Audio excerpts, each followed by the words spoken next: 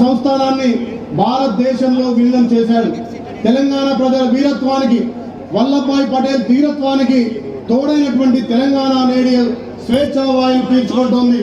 అలా హైదరాబాద్ సంస్థానం భారతదేశంలో విలీనమై నేటికి 76 సంవత్సరాలు పూర్తి చేసుకుని 77వ వసంతంలో అడుగుయిడుతున్న సందర్భంగా జనగామ జిల్లా వ్యాప్తంగా ఇలా పండుగ వాతావరణం నిర్వహించుకుంటున్నాం. అదే విధంగా ఈ జనగామ జిల్లాకు ఒక ప్రత్యేకత. జనగామ జిల్లా అంటే పోరాటాల గడ్డ.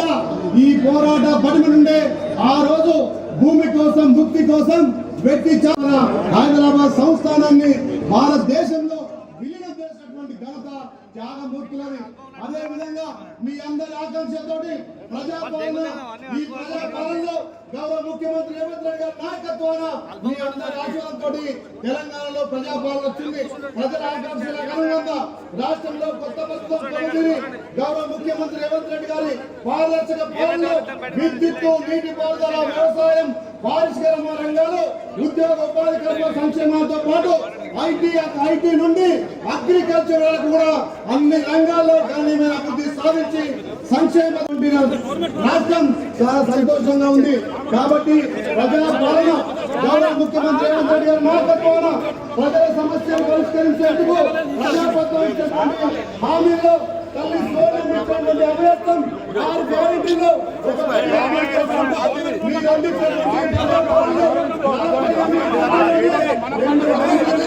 మీరు అర్థమైందా? మనకే గౌరవం లేకపోతే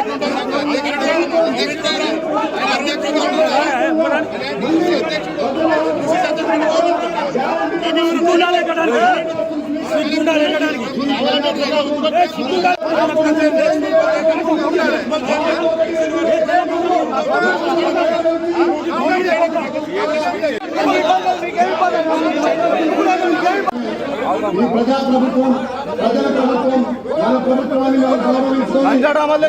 ముఖ్యమంత్రి రేవంత్ రెడ్డి గారు ఈ ప్రజాప్రభుత్వం, ప్రజల ప్రభుత్వం, మన ప్రభుత్వాన్ని నేను ఇక్కడ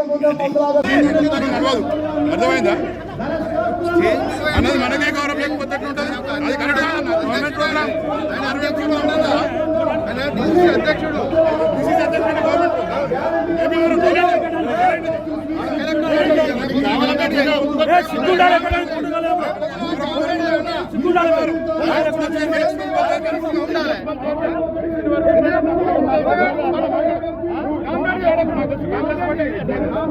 కాంగ్రెస్ పార్టీ